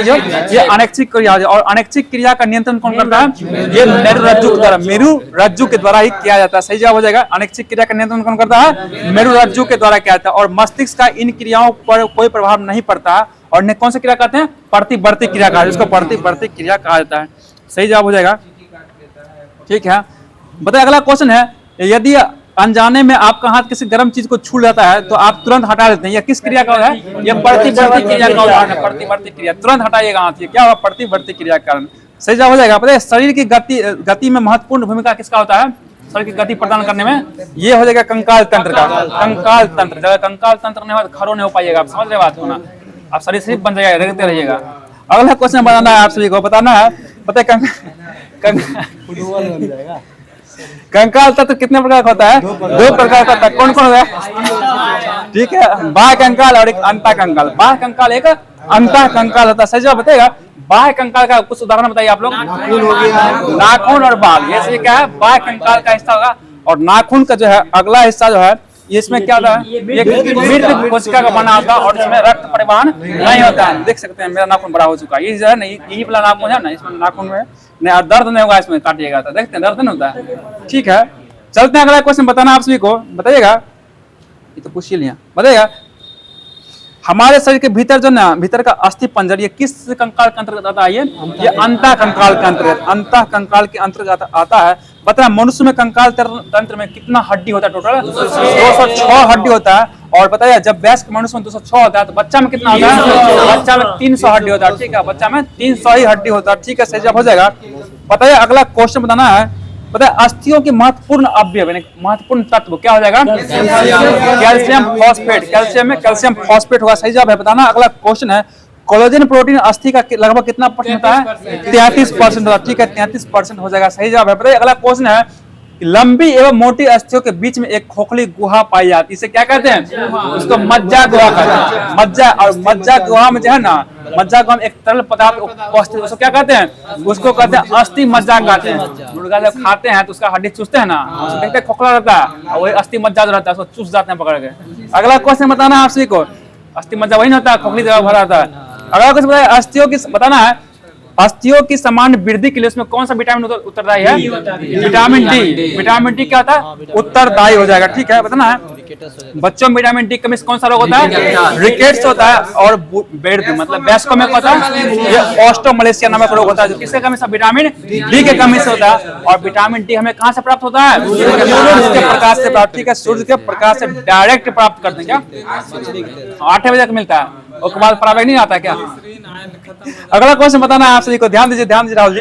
अगला क्वेश्चन बताइएगा कि बताना है को ऑस्टियोमाइलाइटिस एक जीवाणु जनित रोग है, ये किस जीवाणु से फैलता है? ये ऑस्टियोमाइलाइटिस ये स्टेफिलोकोकस नामक जीवाणु से फैलता है, जो ऑस्टियोमाइलाइटिस नामक बीमारी हो जाएगा। पता मानव शरीर में सबसे बड़ी अस्थि कौन सी हो जाएगी? ये फीमर। और सबसे छोटी अस्थि एस्टेपिस। एस्टेपिस कहाँ के है? कान की हड्डी हो जाएगा। सही जवाब है, कान की हड्डी हो जाएगा। बताइएगा कि अस्थि को अस्थि से कौन जोड़ता है? लिगामेंट। ठीक है, या फिर इसको स्नायु भी बोलते हैं। और मांसपेशियों को हड्डी से कौन जोड़ता है? टेंडन या फिर कंडरा बोलते हैं। ठीक है, टेंडन या फिर कंडरा याद रखिए, दोनों नाम याद रखिए। चलते हैं अगला क्वेश्चन की। बताइएगा अगला क्वेश्चन, जानू फलक जिसका दूसरा नाम क्या होता है? पटेला, या फिर इसको जानविक भी कहते हैं। और इसको नी कैप भी कहा जाता है, जो घुटना के ऊपर में कैसा आकार का होता है? ये त्रिभुजा आकार का होता है, जो घुटना को मुड़ने में मदद करता है, यही। और इसको पटला भी कहा जाता है। ठीक है, अब सबसे बड़ी सिस्मोइड हड्डी कौन सी हो जाएगी? पटेला ही है। पटेला एक सिस्मोइड हड्डी है, और सबसे बड़ी सिस्मोइड हड्डी कौन है? पटेला है। जहां भी मुड़ने वाला स्थान तो वहां पे सिस्मोइड हड्डी ही पाया जाता है। ठीक है, सिस्मोइड हड्डी पाया जाता है। पता है कि मानव के कंकाल को कितने भाग में बांटा गया? 2 भाग में, एक अक्षीय कंकाल, एक उपाक्षीय कंकाल। पता अक्षीय कंकाल में कितना हड्डी होता है? 80। अक्षीय में कितना होगा? 80 हड्डी। और उपांगीय कंकाल में कितना हड्डी? 126 हड्डी हो जाएगा। सही जवाब बताइएगा। अक्षय कंकाल को 4 भाग में बांटा गया। मानव खोपड़ी जैसे हो गया, कशेरुकदंड हो गया, उरोसिस्ट और पसलियां। तो बना मानव खोपड़ी में कितना हड्डी होता है? कुल हड्डी 29 को हड्डी होगा। ठीक है, सही जवाब हो जाएगा। और बताना अगला क्वेश्चन है, चेहरा में कितना होता है? 14 हड्डी। कान में कितना होता है? 6 हड्डी। ठीक है, बताइए सही जवाब है। पता है कशेरुकदंड में कितना हड्डी होता है? 26 हड्डी होता है। पता है गर्दन में कितना हड्डी होता है? 7 हड्डी होता है। गर्दन में 7, कशेरुक का ही भाग है गर्दन, और गर्दन में 7 हड्डी होता है। बक्ष में कितना हड्डी? 12 हड्डी होता है। ठीक है, और पता है कटी में कितना हड्डी होता है? 5 होता है। बाद में सेक्रम और पूछ, इसमें 1-1 हड्डी होता है। सही जवाब है, बताया है। पसलिया में कितना हड्डी होता है? 24 को, 12 जोड़ी पसलियां पढ़े ना, 12 जोड़ी पसलियां यानी कि 24 को हड्डी होता है। पता मेखला में कितना अस्थि होता है? मेखला में 6 अस्थियां। मेखला में 6, और पाद में कितना आता है? 120 अस्थियां। देखिए 2 अंश मेखला और सैनी मेखला, ये दोनों मिलाकर 6 हो जाएगा। और अग्रपाद और पश्चपाद मिला के 60 गुना 120 हड्डी हो जाएगा। ठीक है, बताना आप सभी को है ना। कलाई में कितना हड्डी होता है? कलाई इसमें 8 हड्डी होता है। कलाई में 8 दोनों कलाई पूछा था ना, कहेगा हो जाएगा। कलाई में कितना हड्डी होता है? 8 होता है। सही जवाब बताइएगा। हथेली जो होता है, ये हथेली इसमें कितना होता है? 5 हथेली में 5 उंगली से 5 हड्डी याद रखिए। और उंगली में कितना हड्डी होता है? 14 हड्डी होता है। उंगली में 14 हड्डी, पैर को चाहे हाथ को, दोनों में 14 हड्डी उंगली में। ठीक है, ध्यान रखिएगा। पता है एड़ी में कितना हड्डी होता है? 7 हड्डी होता है। और पता है तलवा में कितना हड्डी होता है? 5 देखिए हाथ और हाथ का पंजा, हाथ का ये होता है तलवा, और पैर का दोनों में 5 हड्डी होता है। ठीक है, 5 हड्डी। बताए टोटल जो बताना है आपको, हाथ हथेली जो हैंड होता है हाथ, इसमें टोटल कितना हड्डी होता है? टोटल हड्डी 27 होता है। और पैर में टोटल हड्डी, पैर में कितना हड्डी होता है? 26 हड्डी होता है। 26 होता है। सही जवाब हो जाएगा। बताइए पैर के अंगूठे से संबंधित मामले की गठिया क्या कहा जाता है? पोडेग्रा। ठीक है, पोडेग्रा कहा जाता है। ठीक है, पोडेग्रा नामक हो जाता है। ठीक है, बताइएगा गठिया रोग होने के कारण शरीर में किसका अधिक होता है? यूरिक अम्ल। ठीक है, यूरिक अम्ल बढ़ने से गठिया रोग होता है। और आपका गठिया रोग ज्वाइंट पे होता है, और ज्वाइंट पे क्या फूल जाएगा थोड़ा सूजन टाइप के, और वहाँ पे लाल हो जाएगा और दर्द करते रहेगा, आपको चलने उलने में थोड़ा दिक्कत देते रहता है। सही जवाब है। और इसको गठिया बीमारी कौन सी बीमारी? राजाओं का बीमारी या फिर धनी लोगों का बीमारी? नहीं, हीमोफीलिया जो बोलते हैं ना, रानी का बीमारी, उसको रानी का बीमारी है, उसको रानी का, हाँ रानी का, उसको शाही बीमारी कहा जाता है उसको। ठीक है, ये जो है ना गठिया रोग, उसको राजाओं का बीमारी कहा जाता है, या फिर धनी लोग, जो अमीर लोग होता है ना, बैठल बैठल उसको गठिया हो जाता है, इसलिए इसको धनी रोग कहा गया, धनी रोग की बीमारी। चलते हैं अगले क्वेश्चन के, बताना है आप सभी को, जवाब दीजिएगा, फटाफट जवाब देना है कि बताइए मानव शरीर की ऐसे अंग कौन है जो कोशिका से बने होते हैं, जो विभिन्न प्रकार तरल पदार्थ का श्रावण करते हैं? कौन सा हो जाएगा? ये श्रावी हो जाएगा, श्रावी ग्रंथियां हो जाएगा, ग्रंथि हो जाए, जो ग्रंथि क्या श्रावी ग्रंथि कोशिका का बना होता है। ये बताना है कि अंतःस्रावी ग्रंथि के जनक किसे कहा जाता है? ये थॉमस एडिसन को। अंतःस्रावी ग्रंथि के जनक कौन है? थॉमस एडिसन हो जाएगा। और पता है अंतःस्रावी तंत्र से संबंधित सर्वप्रथम ज्ञात रोग कौन सा होगा? एडिसन रोग हो जाएगा। एडिसन रोग ही हो जाएगा, सही जवाब एडिसन रोग। और बल्ब का आविष्कार कौन किया था? थॉमस अल्वा एडिसन द्वारा किया गया, सही जवाब हो जाएगा। बताइए कौन सी ग्रंथि जो है ना नालिका युक्त होती है? ये नालिका युक्त बाह्य स्रावी ग्रंथि है। बाह्य स्रावी ग्रंथि क्या नालिका युक्त होती है, और इसमें श्वेत ग्रंथि है, तेल ग्रंथि है, लाल ग्रंथि, ये सब का बाह्य ग्रंथि, बाह्य स्रावित ग्रंथि के अंतर्गत आता है। बताना अगला क्वेश्चन, नालिका विहीन ग्रंथि कौन होती है? नालिका विहीन, ये अंतःस्रावी ग्रंथि नालिका विहीन होती है, और इसके द्वारा हार्मोन का स्रावन करता है। हार्मोन इसका तरल जो होता है वो हार्मोन कहलाता है वो। ठीक है, तो जो भी होमवर्क दिया गया था साइंस का उसको भी समाप्त कर दिया गया। अब चल रहे हैं एसपीडी के माध्यम से जो होमवर्क दिया गया था, एसपीडी को लेकर आए हैं आप सभी के बीच में। बताना प्रथम पीढ़ी के कंप्यूटर में मुख्य इलेक्ट्रॉनिक घटक क्या था? ठीक है, वैक्यूम ट्यूब हो जाएगा। ठीक है, वैक्यूम ट्यूब होगा। ठीक है, वैक्यूम ट्यूब था, सही जवाब होगा। और प्रथम पीढ़ी कंप्यूटर कार्यकाल मतलब समय क्या था? 1951 से 58 रहा। मतलब ट्रांजिस्टर का प्रयोग किया गया किस पीढ़ी कंप्यूटर में? दूसरा पीढ़ी कंप्यूटर में किया गया, सही जवाब है। बताइएगा इंटीग्रल मतलब आईसी चिप जिसको बोलते हैं, इंटीग्रेटेड सर्किट, ये तीसरा पीढ़ी का हो जाएगा। और बताइए चतुर्थ पीढ़ी में क्या प्रयोग किया गया था? ये ठीक है बीएलएस आईसी यानी कि बृहद एकीकृत सर्किट, बृहद एकीकृत सर्किट का प्रयोग किया गया। और पांचवी पीढ़ी में क्या प्रयोग किया गया? अति बृहद एकीकृत सर्किट का प्रयोग किया गया, सही जवाब हो जाएगा। थल सेना का सबसे ऊंचा पद क्या हो जाएगा? जनरल होगा, जनरल। ठीक है, और नौसेना का एडमिरल होता है। ठीक है, और वायुसेना का सबसे ऊंचा पद air chief marshal, air chief marshal हो जाएगा। बोले सूरत का संधि कब हुआ था? 1775 में हुआ। और सूरत का संधि किसके बीच में हुआ था? ठीक है, रघुनाथ राव एवं ईस्ट इंडिया कंपनी के बीच में हुआ, सही जवाब है। बताना सालाबाई की संधि कब हुआ था? ये 1782 में किसके बीच में हुआ था? ये ठीक है महादजी सिंधिया एवं अंग्रेज के बीच हुआ। पता है बेसिन का संधि कब हुआ था? 1802 में हुआ। किसके बीच में हुआ था ये? ठीक है, बाजीराव द्वितीय एवं अंग्रेज के बीच में हुआ था। ग्वालियर का संधि कब हुआ? 1817 में हुआ। और ये दौलत राम सिंधिया एवं अंग्रेज के बीच हुआ। पता है पूना का संधि कब हुआ था? ये भी 1817 में बाजीराव द्वितीय एवं अंग्रेज के बीच हुआ था। सुगौली का संधि कब हुआ? 1816 में। और ये किसके बीच लड़ा गया? नेपाल और अंग्रेज के बीच हुआ था। ठीक है, बताइए पुरंदर संधि कब हुआ था? 1665 में किसके बीच में हुआ था ये? ठीक है, सवाई जयसिंह एवं शिवाजी के बीच में हुआ था। ठीक है, मतलब मंगलौर संधि कब हुआ था? 1784 में हुआ। ठीक है, और ये किसके बीच में हुआ? टीपू सुल्तान एवं अंग्रेज के बीच में। और एक श्रीरंगपट्टनम का संधि ये कब हुआ? ये 1792 में हुआ, और ये अंग्रेज और टीपू सुल्तान के बीच में हुआ था। ठीक है, 99 में टीपू सुल्तान मर गया। एक चतुर्थ अंकल में शुरू था उसमें, जब 99 में मारा गया, 1799 में। बताना अगला क्वेश्चन, मनुष्य का वैज्ञानिक नाम क्या होगा? होमो सेपियंस, सही जवाब है। मेढक का वैज्ञानिक नाम राना टेग्रिना। ठीक है, राना टेग्रिना हो जाएगा। कुत्ता का वैज्ञानिक नाम क्या होगा? कुत्ता का कैंस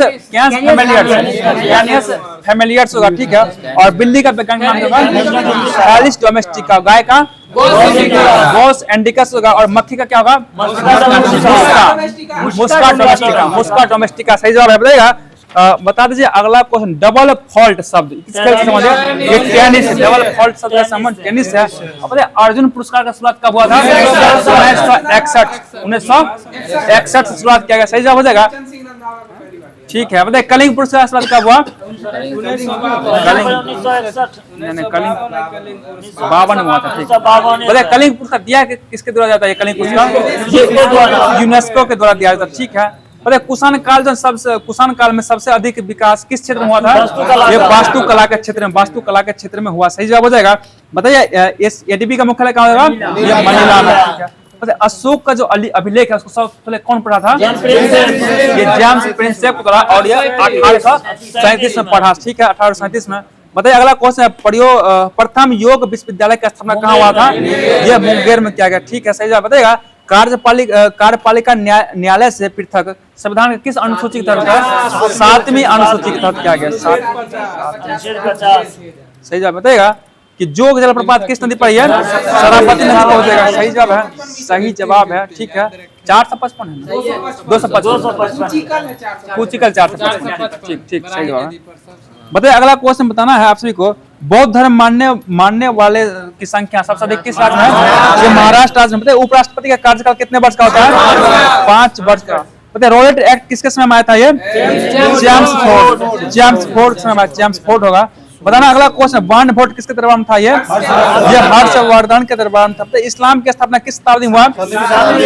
7वीं शताब्दी में हुआ। ठीक है, हिजरी सम्मत 622 में, 70 में हुआ था। हिजरी सम्मत का समय 622 में किए थे वो। अगला क्वेश्चन बताइएगा आप सभी को, 1942 का जब भारत छोड़ो आंदोलन हुआ था उस समय क्या था गवर्नर? लॉर्ड लेन लिथगो के समय हुआ। ठीक है, और हड़प्पा वासी किससे परिचित नहीं थे? ये लोहा या फिर तलवार। याद रखिए, लोहा या फिर तलवार लेता है, तलवार लोहा सही बनता था इसलिए तलवार या लोहा लेता है। ठीक है, अगला क्वेश्चन बताना है, स्टैचू ऑफ लिबर्टी कहाँ है? न्यूयॉर्क शहर में स्थित है। बहुत अच्छा जवाब है, बताइएगा। मुगल साम्राज्य के विघटन के बाद कुतुबशाही वंश कहाँ शासन किया था? ये गोलकुंडा पूछता ना, कुली कुतुब शाह के द्वारा। ठीक है, सही जवाब हो जाएगा। बताइए अगला क्वेश्चन, चुंबकीय यामोत्तर एवं भौगोलिक यामोत्तर के बीच कौन सा कोण बनता है? दिक्पात कोण बनता है। सही जवाब है। बताइए देश का पहला लौह इस्पात कारखाना कहाँ लगाया गया? ठीक है, सही जवाब है, कुल्टी में लगाया गया 1874, जो कि पश्चिम बंगाल में पड़ता है। सही जवाब है। रेलवे बजट को आम बजट से कब अलग कर दिया गया? 1924-25 में अलग कर दिया गया। ठीक है, सही जवाब है। भारतीय पंचवर्षीय योजना किस पर आधारित है? ये पीसी महालंबी से विकसित किया गया। ठीक है, नहीं प्रथम था, प्रथम हेराल्ड। ठीक है, भारत की पंचवर्षीय योजना को विकसित किया था पीसी महालंबी से विकसित किया। बताना पिन कोड की शुरुआत कब हुआ था? 1972। ठीक है, 1972 में। बताना अगला क्वेश्चन, बताना कांग्रेस किस अधिवेशन में सर्वप्रथम हिंदी को राष्ट्रभाषा के रूप में प्रस्तुत किया गया था? सही जवाब है 1924 का बेलगांव अधिवेशन। और बताना 1924 का बेलगांव अधिवेशन अध्यक्षता कौन किए थे? महात्मा गांधी। और एकमात्र अधिवेशन था जिसका अध्यक्षता कौन किए थे? महात्मा गांधी किए थे। सही जवाब है, सही जवाब है। बताना अगला क्वेश्चन है, विजयनगर साम्राज्य के दूसरी राजधानी कहाँ थी? पेनकोंडा। ठीक है, पहला थी हम्पी, दूसरा राजधानी पेनकोंडा था। ठीक है, अगला क्वेश्चन, टिहरी बांध का निर्माण किस नदी पर है? और सौंदर्यों का अध्ययन क्या कहलाता है? केलोलॉजी। केला खाइए सुंदर बन कर, केलोलॉजी यानी याद रखने का तरीका है, याद रखेगा। सौंदर्यों का अध्ययन क्या कहलाता है? केलोलॉजी कहलाता है। सही जवाब हो जाएगा। बताना बर्ड फ्लू जो है ना, ठीक है, बर्ड फ्लू के लिए वायरस होता है H5N1 और एक होता है स्वाइन फ्लू के लिए दोनों 1 वाला। ठीक है, H1N1 होगा। स्वाइन फ्लू किससे होता है? H1N1 होता है। सही जवाब है, बहुत अच्छा जवाब है। बताना आप सभी को जवाब दीजिएगा कि गोरिल्ला जो युद्ध है इसको कौन अपनाया था? शिवाजी के द्वारा अपनाया गया। ठीक है, शिवाजी के द्वारा चलाया गया था। बताइए अगला क्वेश्चन, जब एक पिंड की गति दुगुना हो जाती है तो उसका गति दूसरा क्या होगा? 4 गुना हो जाएगा। और राज्यसभा के सदस्यों का कार्यकाल 6 वर्ष का होता है। बहुत अच्छा जवाब है। बताइए अगला क्वेश्चन, महमूद गजनवी जो था भारत में पहला बड़ा आक्रमण कब किया था? 1001 ईस्वी में किया था। और ये सोमनाथ मंदिर को 1025 में सोमनाथ मंदिर को। और जब सोमनाथ गुजरात में पड़ता है ना। और पता ना सोमनाथ मंदिर को जब ये लूट कर ले जा रहा था तो इसको कौन लूट लिया था? जाट। और क्या गया, पहले उसमें छोड़ दिया जाट को, पहले अपना धन को जाकर पहुंचा दिया, अब दोबारा आया जाटों को निपटा दिया, फिर आराम से निपटा के गया। चलते अगला क्वेश्चन के बताना है, ध्यान दीजिए क्वेश्चन बताइएगा। बियर और बुल शब्द किससे संबंधित है? शेयर बाजार से। ठीक है, शेयर बाजार से संबंधित हो जाएगा। बहुत ही अच्छा जवाब है। बताना और शरीर के ताप कर्म को नियंत्रण कौन करता है? हाइपोथैलेमस द्वारा किया था, हाइपोथैलेमस। तो ठीक है, मेडुला ऑब्लांगाटा का भाग है ना, डायगोफेलस का भाग है। ठीक है, डायएन्सेफेलॉन का निचले भाग को हाइपोथैलेमस कहा जाता है। चलते हैं अब करंट की और लास्ट टॉपिक आप लोग के बीच में करंट रह गया। और करंट को शुरू करने से पहले आप लोग को एक बोल रहे हैं जो कि वीडियो को लाइक कर दीजिए और एक कमेंट जरूर कीजिए और बताइएगा आप सभी को क्लास कैसा लग रहा है। चलते हैं करंट के। बताइएगा आप सभी को, भारत में 5 वर्ष से कम उम्र के बच्चों की मृत्यु दर कितना % कमी दर्ज की गई? 78%, 78% कमी दर्ज कर दिया गया। सही जवाब है। अगला क्वेश्चन बताना है, किस राज्य ने 3 लैंग्वेज पॉलिसी का आदेश वापस लिया है? वापस ले लिया। ठीक है, महाराष्ट्र वापस ले लिया गया। पता है ग्लोबल यूनिकॉर्न इंडेक्स में अमेरिका कौन सा स्थान है? पहला स्थान है। और भारत कौन सा स्थान है?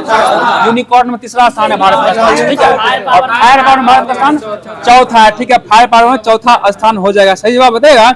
अमित शाह ने कहाँ राष्ट्रीय हल्दी बोर्ड का उद्घाटन किया है? तेलंगाना के निजामाबाद में किया गया है। सही जवाब है। बताइए अगला क्वेश्चन, दुनिया की सर्वश्रेष्ठ एयरलाइंस का खिताब कौन जीता है? ये कतर एयरलाइंस को दिया, कतर एयरबेज, वही एयरबेज एयरलाइंस, ठीक है। बताइए किसने H2A रॉकेट से जलवायु परिवर्तन निगरानी उपग्रह प्रक्षेपित किया है? ये जापान क्या, ठीक है। जापान का राजधानी कहाँ होगा? टोक्यो किस द्वीप पर है? ये हॉन्शू द्वीप पर स्थित है। बताना अगला क्वेश्चन, जवाब देना है आप सभी को। बताना है हाल ही में धर्म चक्रवर्ती की उपाधि से किसे दिया गया? ये मोदी जी को, नरेंद्र मोदी जी को दिया गया। हिंदू मुस्लिम करता है ना। बताइए अगला क्वेश्चन है, किस मंत्रालय ने GOI स्टेट्स ऐप लॉन्च किया? ये सांख्यिकी एवं कार्यान्वयन मंत्रालय पूछे हैं, सांख्यिकी एवं कार्यान्वयन मंत्रालय को लॉन्च किया गया। चलते हैं अगला क्वेश्चन, बताना आप सभी को शक्ति भट्ट पुरस्कार 2025 किसे दिया गया? जारा चौधरी को शक्ति भट्ट पुरस्कार से सम्मानित किया जा चुका है। बहुत अच्छा जवाब। बताइए अगला क्वेश्चन, 2025 US ओपन बैडमिंटन एकल खिताब किसने जीता है? आयुष चट्टी के द्वारा जीत लिया गया। आयुष चट्टी। बताइए भारत का पहला पूरी तरह से लकड़ी से निर्मित गुरुद्वारा कहाँ खुला है? फाजिल्का कहाँ बना है? ये पंजाब का जिला फाजिल्का, जो कि पंजाब का एक जिला है। बताइए अगला क्वेश्चन, बताना है कि किसे न्यूयॉर्क सिटी सम्मान मिला है? अभी राधानाथ स्वामी को दिया गया, ठीक है। सही जवाब। बताइए फार्मूला 1 ऑस्ट्रेलियाई ग्रैंड प्रिक्स किसने जीता है? लॉन्ड नॉरिस हो जाएगा, नॉरिस, ठीक है। अगला बताना है कौन एल्ब्रस पर्वत पर चढ़ने वाला सबसे कम उम्र का पर्वतारोही बना है? तेगबीर बना, ठीक है, तेगबीर हो जाएगा। मतलब पहला एस्ट्रो टूरिज्म फेस्टिवल कहाँ मनाया गया? ये लद्दाख मनाया गया। सही जवाब होगा। पता है किसने वन स्टॉप प्लेटफॉर्म के रूप में रेलवे ऐप लॉन्च किया है? अश्विनी वैष्णव। कौन है? रेलवे मंत्री अश्विनी वैष्णव के द्वारा किया गया है। और एक 100 रेलवे वही किया है। सही जवाब हो जाएगा, ठीक है। बताए संघाई सहयोग संगठन रक्षा मंत्रियों की बैठक कहाँ हुई है? चिंगदाओ चीन नाम स्थान हो जाएगा, ठीक है। सही जवाब होगा। राष्ट्रीय जन सहयोग एवं बाल विकास संस्था का नाम बदलकर किसके नाम पर रखा जाएगा? ये सावित्रीबाई फुले के नाम पर रखा गया है, ठीक है। सही जवाब है। बताइए नासा ने किसे अपना पहला अंतरिक्ष स्टेशन मिशन सौंपा है? अनिल मेनन को सौंप दिया। बताइए अगला क्वेश्चन है, किस राज्य सरकार ने मुख्यमंत्री गुरु शिष्य परंपरा योजना शुरू किया? ये बिहार सरकार के द्वारा शुरू किया गया। सही जवाब है। भारतीय सहयोग से किस देश ने भारतीय सहयोग से हिंदी पाठ्यक्रम शुरू किया है? ये श्रीलंका के द्वारा शुरू किया है, श्रीलंका के द्वारा, ठीक है। प्रधानमंत्री मोदी को किस देश का सर्वोच्च नागरिक सम्मान ऑर्डर ऑफ द स्टार मिला है? घाना। और घाना का राजधानी कहाँ पर था?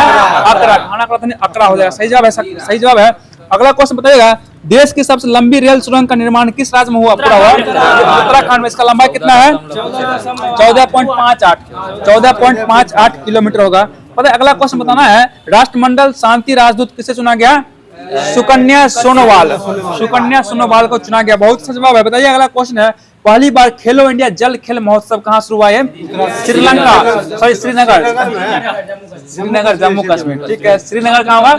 जम्मू कश्मीर में शुरू होने वाला। बहुत अच्छा जवाब है। पता है भारतीय नौसेना की पहली महिला फाइटर पायलट कौन बनी है?